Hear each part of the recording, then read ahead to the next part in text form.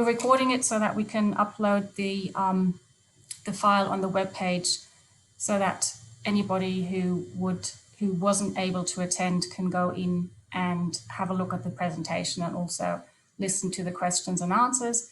If you want to go back and have another detailed look at the presentation, this will also give you the opportunity to do that. So this recording will be on the web page next week, and then the other town hall meetings on Tuesday and Thursday will also be recorded.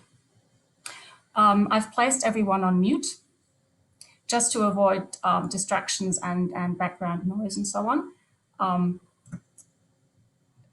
And I would encourage you to turn your video off, again, just so that there's no distractions, but that's depends on your personal preference.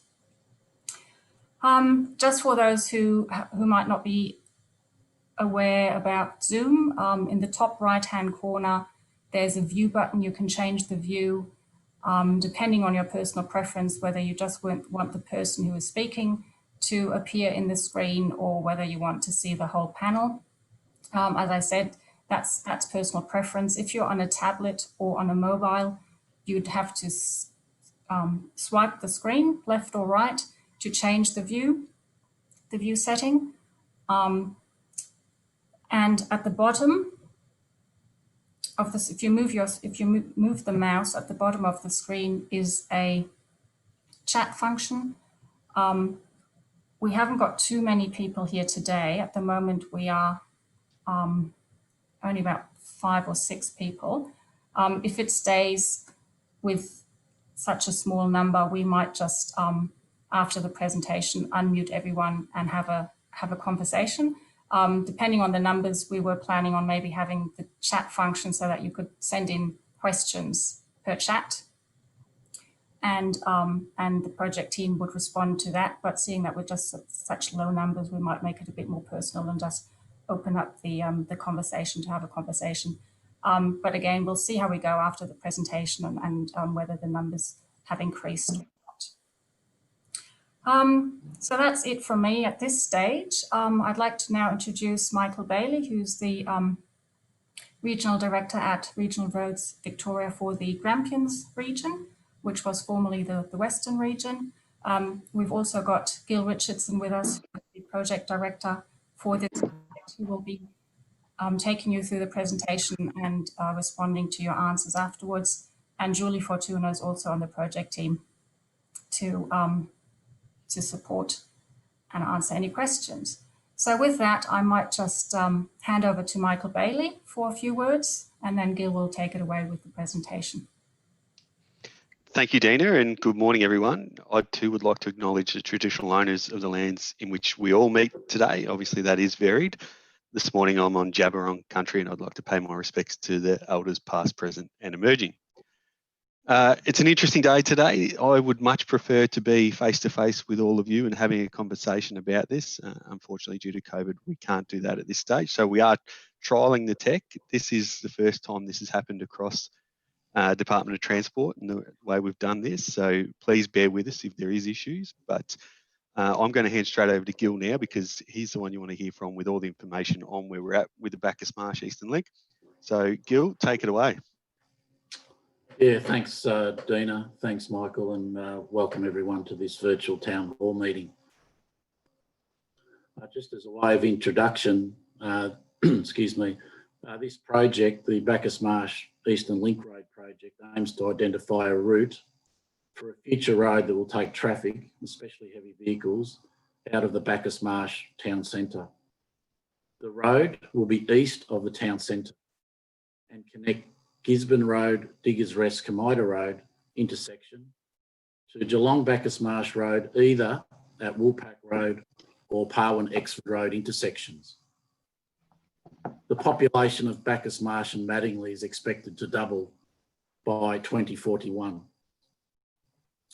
The Bacchus Marsh Urban Growth Framework identifies that a new north-south link road to the east of Bacchus Marsh would help ease congestion associated with predicted growth of new communities to the east of Bacchus Marsh, particularly Merrimoo and Parwin Station. The road will enable good access to the future Merrimoo Residential Precinct and Parwin Station Precinct. Whilst this project will present a future road alignment in the Moorabool Shire planning scheme, no funding has been made available to construct this road at this time. The objectives you can see on the screen were determined in consultation with key stakeholders. Objectives for the project include achieving a balance of economic, social and environmental outcomes consistent with the Transport Integration Act 2010. In particular, the integration of transport, land use and environmental sustainability.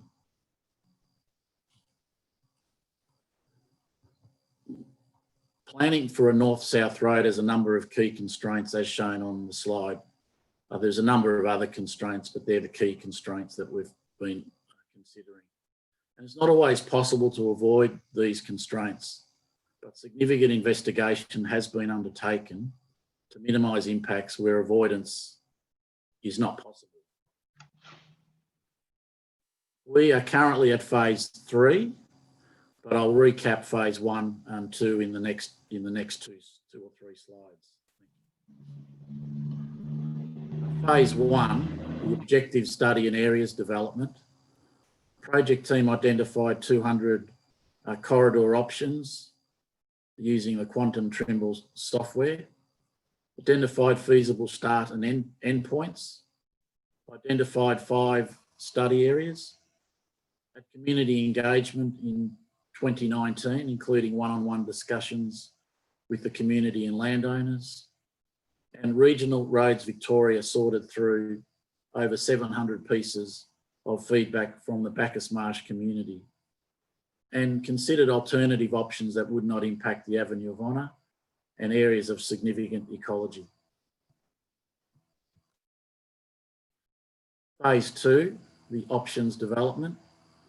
87 route combinations were identified within or in close proximity to the 5 study areas. Scoring and sensitivity testing were undertaken on the criteria listed on previous slides. Options that did not meet those projects' objectives were removed. Lower scoring options were removed and final scoring of 69 options were undertaken. Phase 3, the options shortlisting. Initially identified top 10 routes were identified, undertook traffic modelling, cultural heritage assessments, flora and fauna field surveys.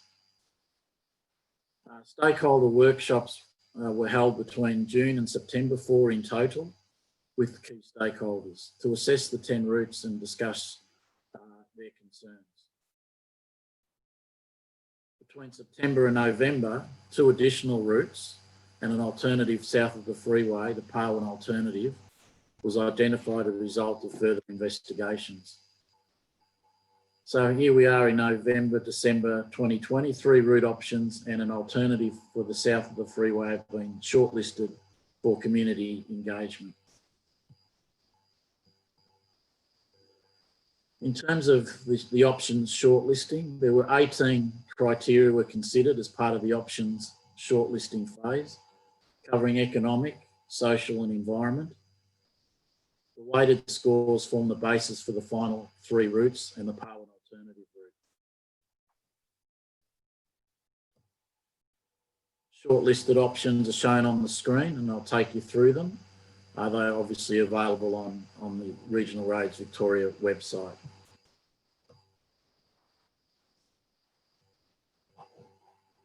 Option A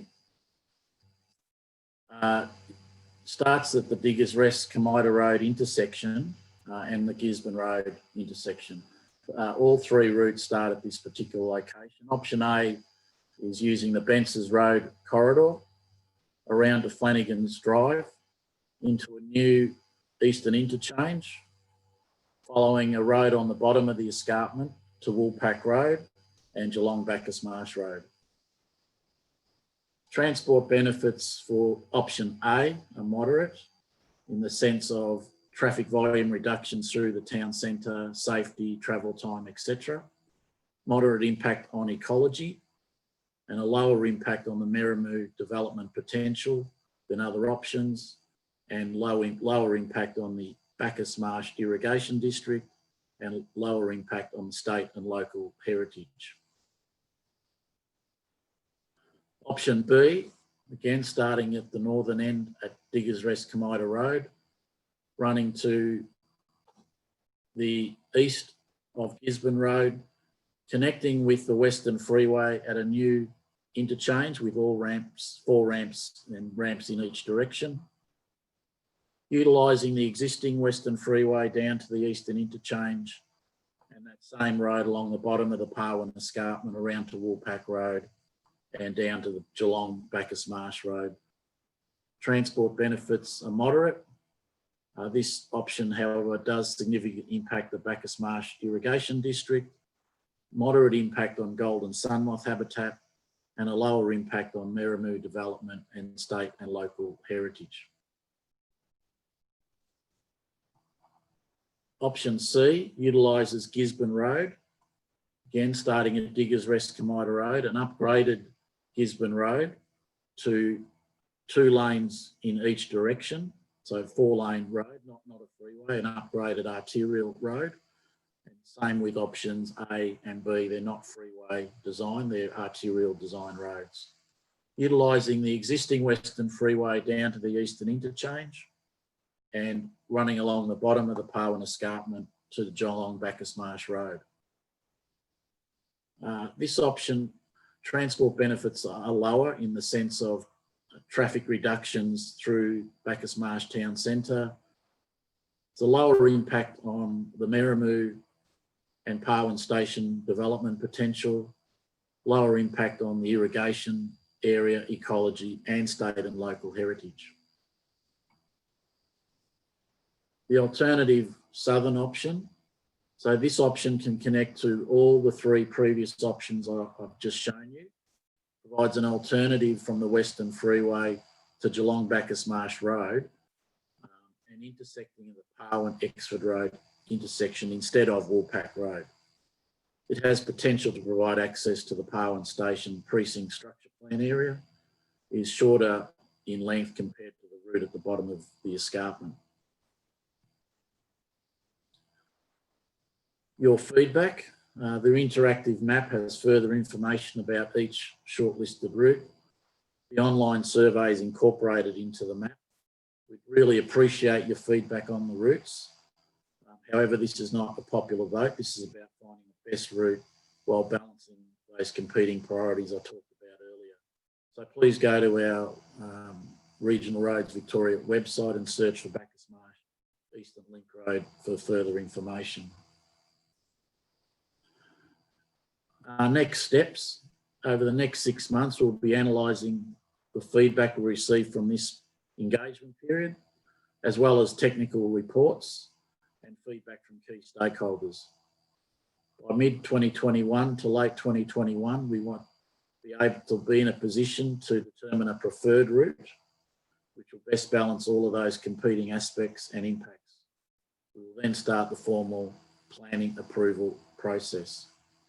In late 2021, early 2022, you as the community will have the opportunity to provide final feedback by a formal submissions process in the public exhibition phase of the project.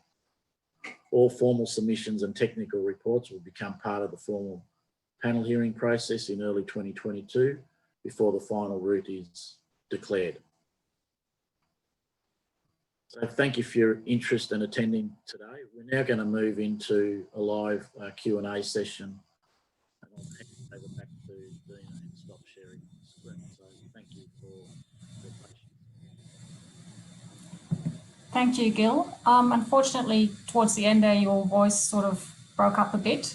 But I think what you were saying is that, yes, we are open now. I shall unmute everyone. And if you have a question, there you go. If you have a question,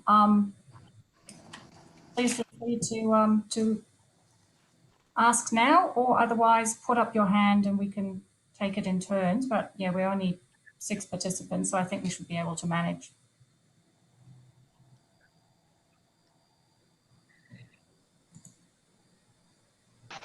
No? No questions? No one?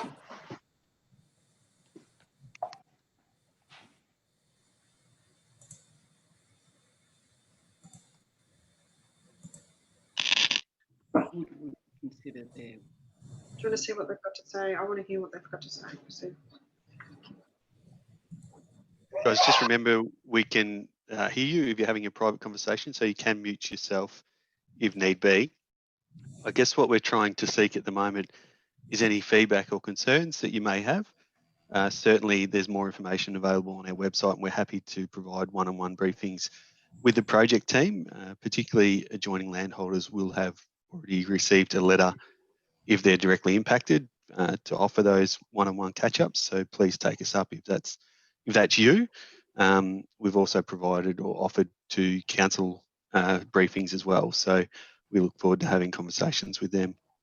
But if you've got any questions, please raise your hand and we'll aim to answer them right now.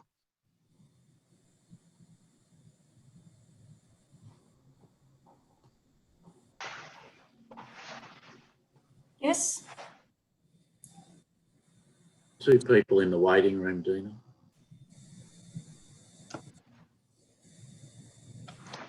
Yeah, it seems like councillor. I've got a question. Yeah, go ahead, David. Welcome. Has there been any? Oh, thank you. Has there been any indicative costings of the 3 different routes? Hi, David. It's Gil here.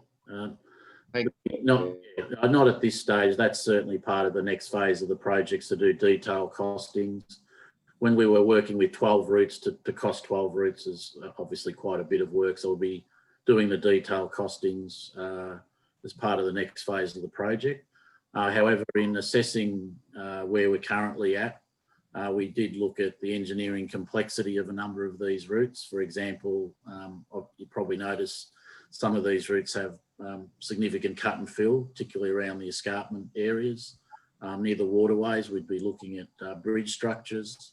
So we've looked at waterway crossings, railway crossings, escarpment, engineering complexity, etc., to determine whether at this stage relative costs between the options that we shortlisted were high, low, or medium. Yeah. Well, thank you. And the other question is, I realise it's been controversial, but the original proposal from the to go south from the freeway to the Bonner was included in the initial set of options, but it seems to have been discarded. And I'm curious as to why that's. I realise that there are heritage issues, but I'm still curious as to why that's been discarded, particularly with the view from Manly Brown Coal to actually upgrade the intersection between Woolpack Road. Yeah, I might take the first part of that question and maybe Michael can respond to the second part of the question. Yeah, you're referring to the extension of Woolpack Road north to the Western Freeway, which was discussed approximately 10 years ago as part of the Western Freeway realignment project. Yeah, and at that time, the Vic Roads at the time made an application to remove 5 or 6 trees to create a roundabout at Woolpack Road to create that extension, and ultimately that permit was, I guess, or heritage approvals were not approved by the then planning minister. We did reconsider options through the Avenue of Honour again, slightly to the east of Woolpack Road intersection. We looked at different roundabout configurations, small, large. We looked at an overpass as well, and each of those options still impacted on heritage, on the Avenue of Honour, and also a route through the Avenue of Honour would continue to still have some form of impact on the irrigation district. So whilst heritage played a big factor in not putting routes through the eastern interchange, looking at alternative routes through the eastern interchange, we did consider it. There were internal further discussions with Heritage Victoria, and with Heritage approvals, they assess heritage approvals under the Heritage Act 2017. A number of mandatory conditions a proponent such as Regional Roads Victoria need to meet. And one of them is around impact. Is there any impact on heritage? And the answer is yes. So the possibilities of seeking heritage approval for a preferred alignment through the Avenue of Honour, similarly to what happened 10 years ago, may not have eventuated through the Heritage Act anyway. So that was one of the reasons, and the other impacts I talked about. Also, that that original proposal had was really dealing with an interchange on the Western Freeway south towards Woolpack Road. It didn't deal at that time with a route further north to Diggers Rest, Kamida Road. So, but we did have a look at other options and locations for interchanges as well. Yeah. And maybe Michael, I think there was a question around the coal mine. Myself. Yeah. Okay, thank you. Sorry, I couldn't unmute myself. I had to wait for Dina to do it. The joys of technology. Sorry, David, can you just repeat the second half of the question? I dropped out a little bit through there. So happy to answer it. I just want to make sure I'm giving you the right answer.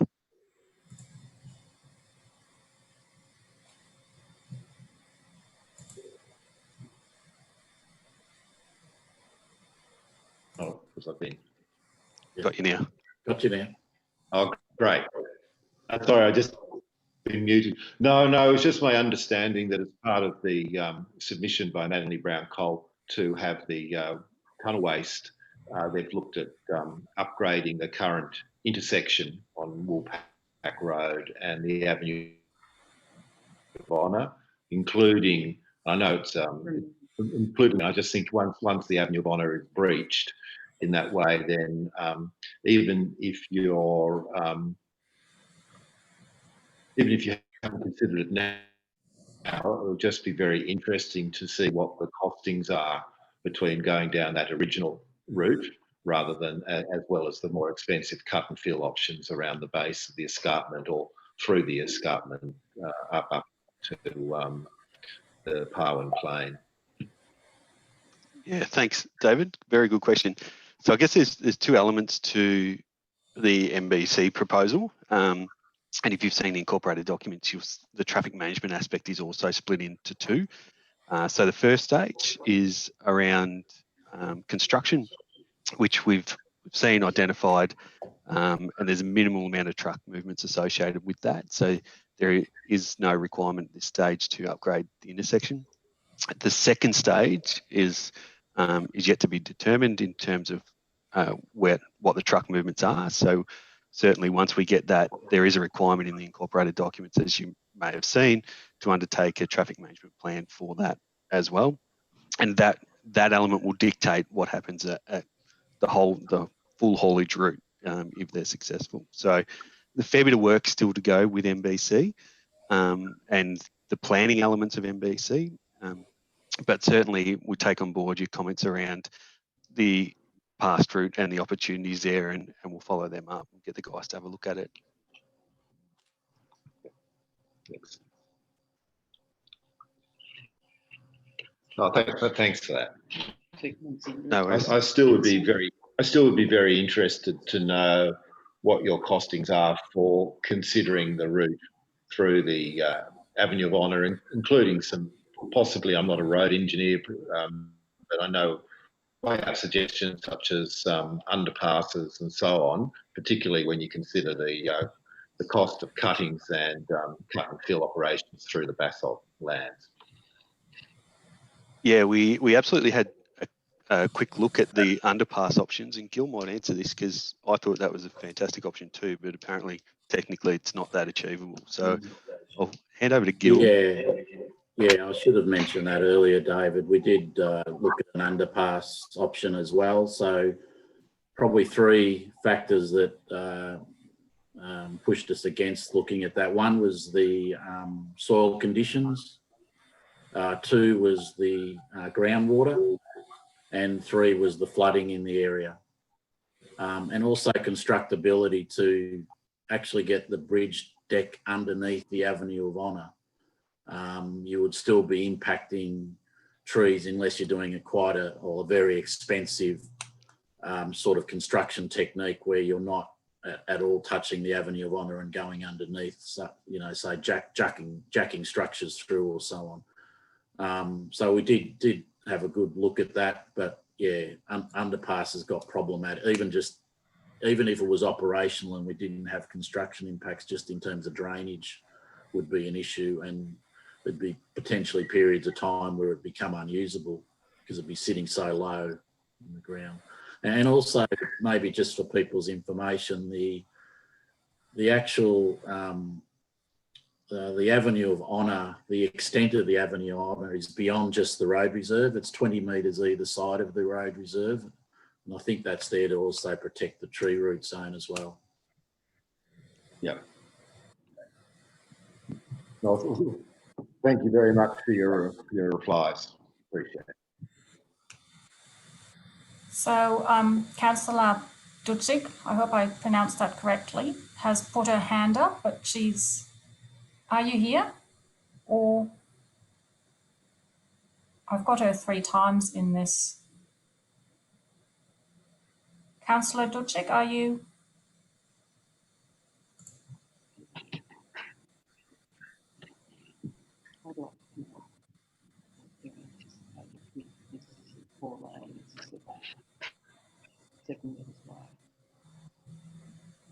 No.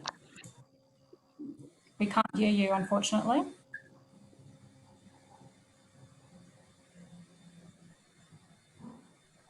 She must have some technical issues because I can see that she's in the waiting room trying to join, but she's also already in the meeting, so I don't know how that works.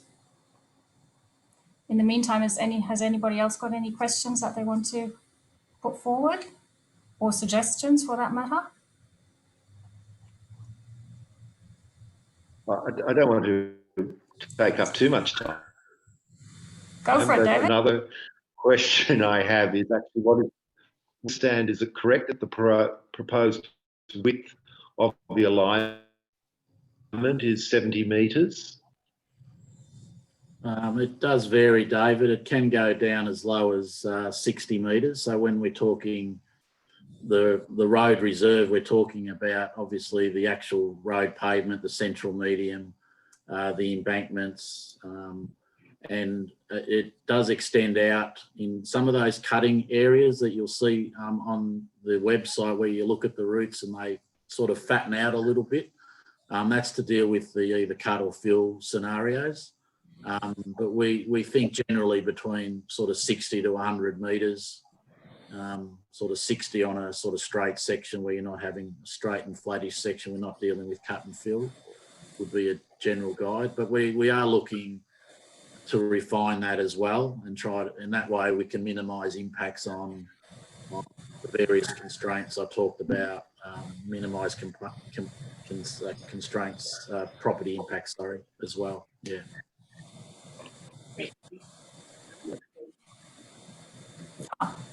Councillor Dudzik, you're back. Thank you.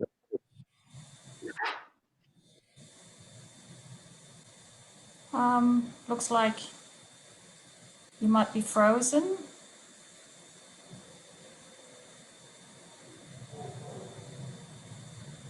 Can you?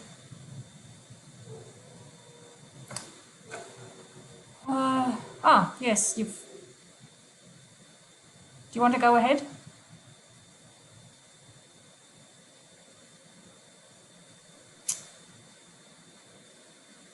No.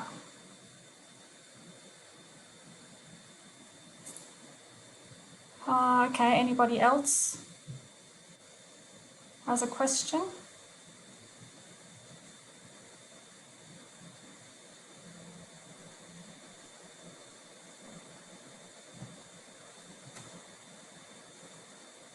Okay, we'll wait till. So Councillor Dudzik has typed in a question there that said, can more information please be provided on the number of properties impacted? Gil, do you want to answer that one? Yeah, I'll just have a...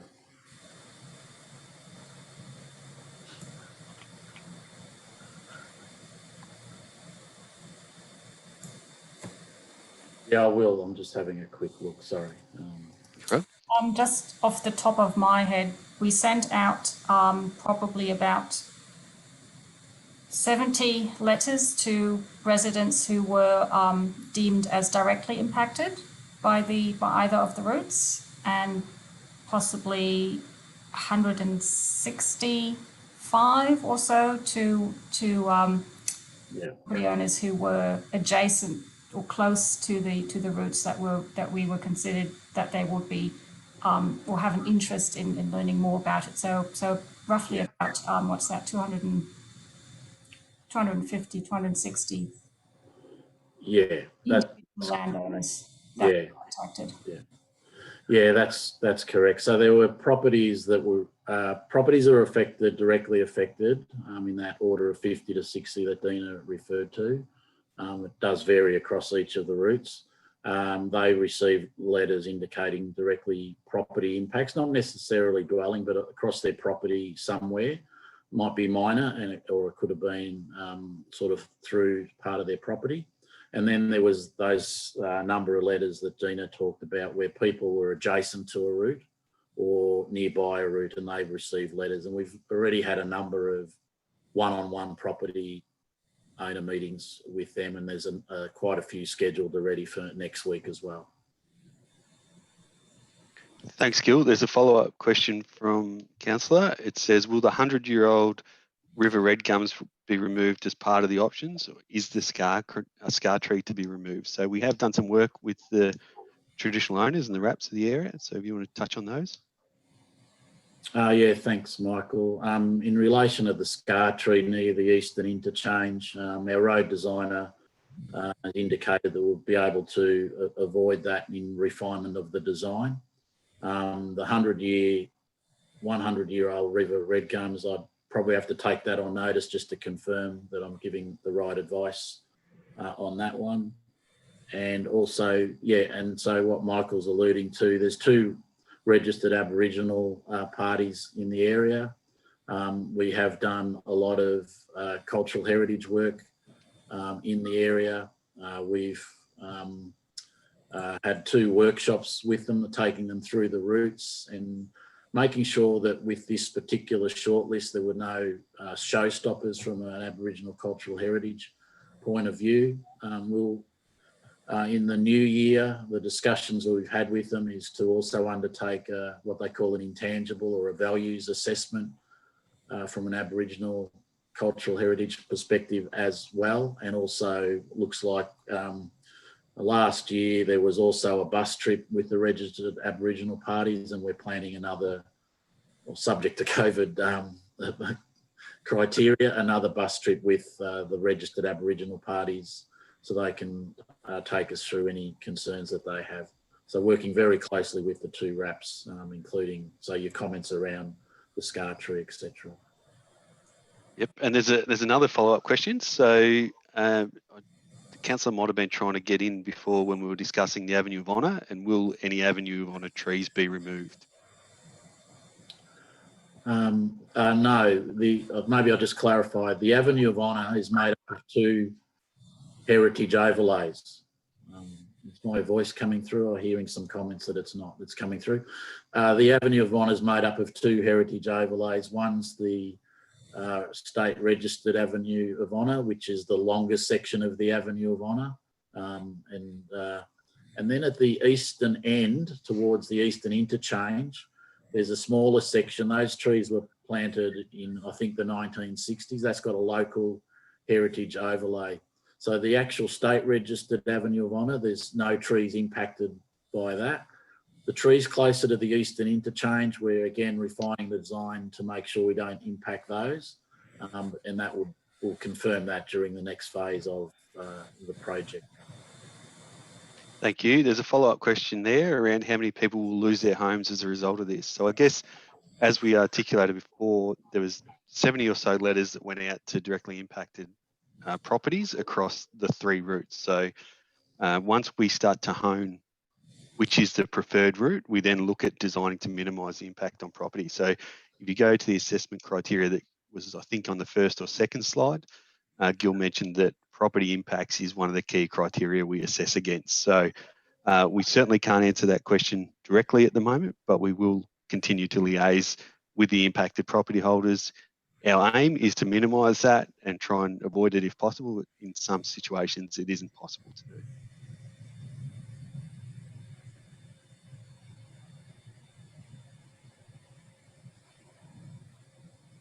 Okay. Any further questions? Councillor?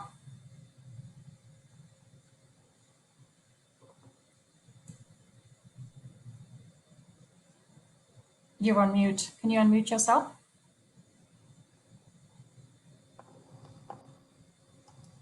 Yes. This may not be the best way to communicate with a lot of people because the internet is very bad in this area. I've actually dropped out of this session 4 times so far. So people who live in the Merrimew area, they might find it actually very difficult to be part of your chat and have consultation. We'll take that on board. Thank you for that feedback. There are options, obviously, to contact the project team directly by sending an email, and this applies to everyone who is on this chat today, or anybody in the area. The email address is bacchusmarsh@rhodes.vic.gov.au. Send us an email, we'll get in touch and we can arrange one-on-one meetings. As the COVID restrictions are at the moment, the one-on-one meetings will still have to be online, but down the track there might be an option to meet in person. We'll have to see what the new year brings. There's also the opportunity to ring the call centre. The number is 133778, and ask for the project team to give you a ring back. Just leave your details and one of the project team will contact you directly. So those are two options to get in touch. Obviously, follow the survey on the webpage. There's a text box for just open answers where people can request to be contacted as well. Or if they've got any comments or suggestions or ideas, that's the place to provide that feedback. So we'll take that on board, Councillor Dutchik, but at this stage, given the COVID restrictions that we're in, this is the only opportunity really that we have to try and get in touch with as many people as we can. So there's another question. Thanks, Dana. Sorry, do you want to? Yeah, there is another question from David and Ruth. Yeah. So Yeah, thanks, David and Ruth. So the question is it expected to be a 2 or 4 lane arterial road? Yes, we're planning for a 4 lane arterial road, so that any future public acquisition can accommodate a 4 lane arterial road. Whether or not it's a staged construction, whether you build one carriageway and build another carriageway later on, that's a possibility. But in terms of planning for a 4 lane road. Not a freeway, an arterial style road, generally be 80 kilometres per hour, except when you're getting closer to intersections and that sort of thing. But yeah, I hope that answers your question.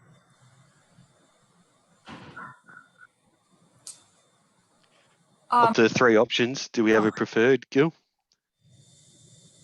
No. So there's a question of the 3 options, do we have a preferred? No, the Regional Roads Victoria, the project team, have no preferred option.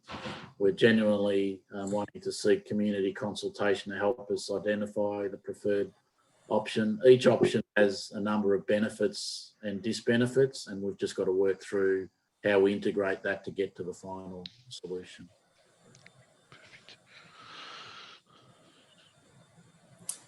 I think we've had somebody else join us just now. Is there any question from the new participant?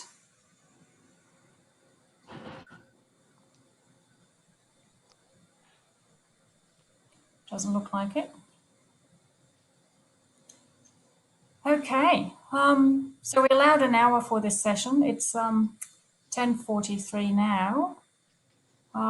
We're happy to stay on if there's more questions or if anybody just wants to have a discussion about something, but at the same time, I do realize it's a Saturday morning and people might have other plans. So unless there's another question or suggestion. Here we go. Why has the southern route along the escarpment been preferred over going up the escarpment? It's not a preference, if that's the question. So there are two options from the eastern interchange. Yes, so one's at the bottom of the escarpment, one's at the top of the escarpment. Neither of them are the preferred alignments from the eastern interchange to the south. That's something we need to continue to work through. In relation to the one on top of the escarpment, we need to work with the Victorian Planning Authority in relation to the Parwin Station precinct structure plan. And along the bottom of the escarpment, there's obviously some irrigation land that we need to work through. So yes, they both have benefits and disbenefits, but we don't have a preference.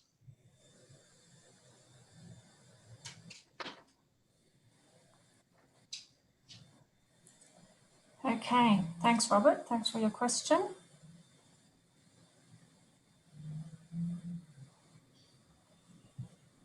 Anyone else?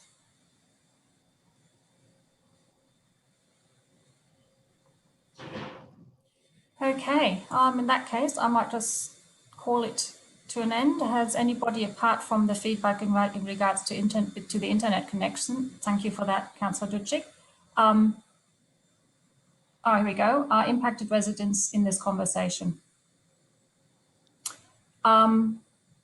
To be honest, I don't know, because some of the people who have logged on have only logged on with their first name. So from where I'm sitting, I'm not able to say who's the resident, who's not, just based on the first name. So as we said before, we did send letters out to everyone who is in that corridor, or those 3 corridors, and have scheduled or have offered to schedule one-on-one sessions directly with them, and have also outlined that these town hall meetings are happening for them to be able to attend. And obviously anybody who goes to the webpage can join the meeting through the webpage. So there's no hindrance on them joining the town hall meeting. We just wanted to offer them another avenue, a direct avenue to talk to the project team. Will you release the recording of these meetings online? Yes, we will, Councillor. That was I mentioned that at the very beginning, and I think you might have had some technical issues then.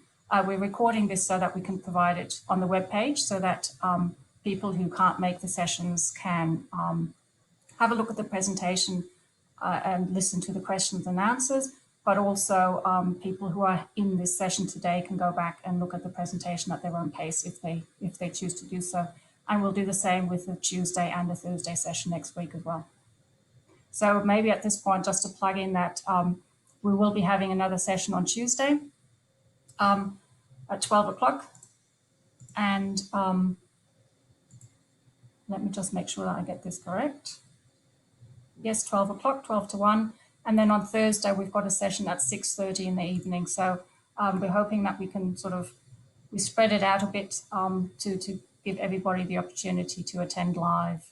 But as I said, every session will be recorded and the recording will be made available. Okay.